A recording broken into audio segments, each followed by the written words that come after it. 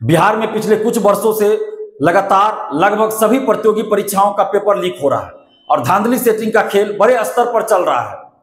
और इसमें कई बड़े बड़े परीक्षा माफिया शामिल है, जिसमें कुछ कोचिंग शिक्षक हैं, कोचिंग संचालक हैं, कुछ नेता, कुछ अधिकारी शामिल हैं। कई परीक्षाओं को पेपर लीक के कारण रद्द करना पड़ा है जब हम लोग आंदोलन का आह्वान किए तो, और कई लोगों की गिरफ्तारियां भी हुई, जेल भी भेजे गए, उसमें से अधिकतर लोग बाहर भी आ गए जेल से। अभी हाल में ही कुछ दिन पहले अभी तक का सबसे बड़ा शिक्षा माफिया जो बताया जा रहा था संजीव मुखिया, उसकी गिरफ्तारी हुई है। और संजीव मुखिया के बारे में कहा जा रहा है कि नीट पेपर लीक, सिपाही paper leak, BPSC TRE 3 paper leak का मास्टरमाइंड है।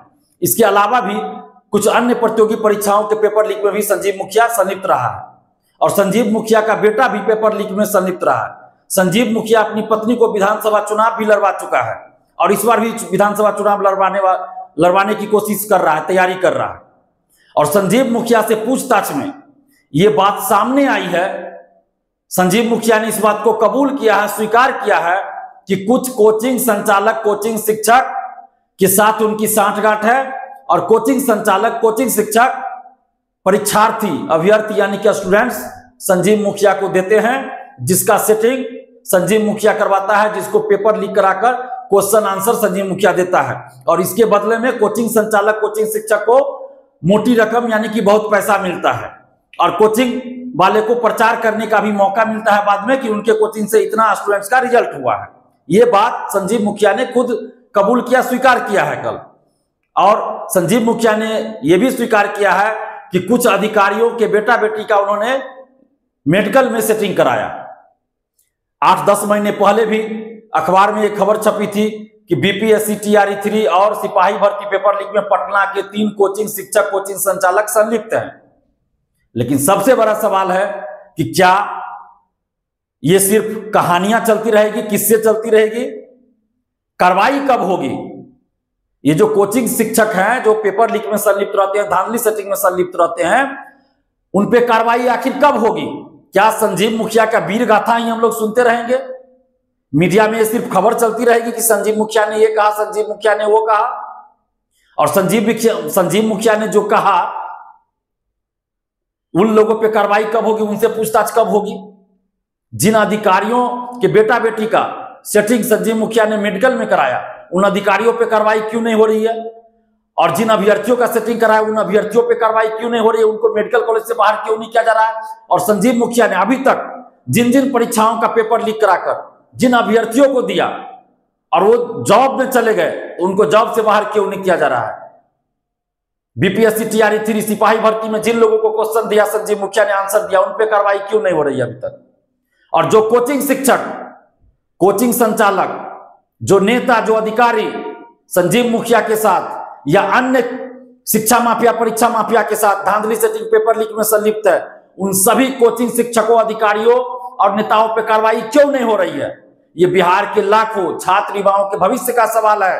ये कोचिंग माफिया, ये कोचिंग के दलाल, शिक्षा के दलाल, ये नेता, अधिकारी, शिक्षा माफिया, परीक्षा माफिया बिहार के लाखों करोड़ों छात्र युवाओं के सपनों को कुचल रहे हैं, उनके नौकरी को बेच रहे हैं, उनके भविष्य को बेच रहे हैं, सौदा कर रहे हैं उनके भविष्य का, उनके नौकरी का।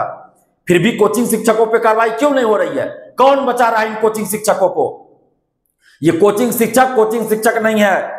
कोचिंग शिक्षक की आड़ में ये बहुरूपीय रंगा सियार है।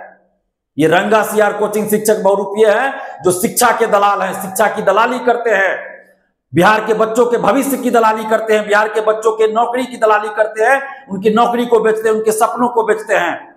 तो वैसे दलाल कोचिंग शिक्षक, बहुरूपीय रंगा सियार कोचिंग शिक्षकों पे क्यों नहीं कार्रवाई की जा रही है? आखिर वो कौन कौन कोचिंग शिक्षक है जो कोचिंग शिक्षक की आड़ में रंगा सियार है, बहुरूपिया है और धांधली सेटिंग करवा रहा है? कौन है वो कोचिंग शिक्षक? कौन है वो कोचिंग शिक्षक? उन सब पे कार्रवाई होनी चाहिए। आखिर क्यों नहीं कार्रवाई हो रही है? कब होगी कार्रवाई? ये 14 करोड़ बिहार की आम जनता जानना चाहती है, बिहार के लाखों करोड़ों युवा जानना चाहते हैं कि आखिर वो कोचिंग शिक्षक कौन कौन है जो पेपर लीक और धांधली सेटिंग में संलिप्त है। उन लोगों का नाम उजागर क्यों नहीं किया जा रहा है? किसका दबाव है, किसका डर है? नाम उजागर होना चाहिए, नहीं तो ऐसा ना हो कि स्टूडेंट को इसके लिए भी सड़क पर उतरना पड़े। आखिर कब तक हम लोग चुप रहें? पिछले 8-10 महीना पहले भी ये बात आई थी कि 8-10 महीना पहले भी ये बात आई थी कि 3 कोचिंग शिक्षक पटना के कोचिंग संचालक पेपर लीक में संलिप्त है, लेकिन आज तक उनका नाम सार्वजनिक नहीं हुआ, कोई कार्रवाई नहीं हो रही। क्यों नहीं हो रही है? और हम बार बार ये बात कहते रहे हैं कि संजीव मुखिया और इसके जैसे जितने भी शिक्षा माफिया, परीक्षा माफिया, उनको स्टूडेंट्स कौन दे रहा है? कोचिंग माफिया, कोचिंग शिक्षक स्टूडेंट दे रहा है। तो ऐसे कोचिंग माफिया, कोचिंग शिक्षकों पर कार्रवाई होनी चाहिए। हम सरकार से आग्रह कर रहे हैं, आर्थिक अपराध इकाई से आग्रह कर रहे हैं कि जल्द से जल्द इन कोचिंग माफियाओं पे कार्रवाई कीजिए। नेताओं, अधिकारियों जो भी शामिल है पेपर लीक में, सब पे कार्रवाई होनी चाहिए। नहीं तो बिहार के लाखों करोड़ों युवाओं और 14 करोड़ आम जनता को भरोसा उठ जाएगा सरकार से, जांच एजेंसी से, पुलिस से। हम लोग अभी भरोसा कर रहे हैं कि आप लोग कार्रवाई कीजिएगा, लेकिन जल्द अगर कार्रवाई नहीं होती है तो हम लोगों का भरोसा उठ जाएगा। आखिर कब तक भरोसा करें? हर चीज की एक सीमा होती है, लिमिटेशन होता है। कब तक हम लोग भरोसा करें? भरोसे को तोड़िए मत। जल्द से जल्द इन कोचिंग माफियाओं, शिक्षा माफिया, परीक्षा माफियाओं पे कार्रवाई कीजिए।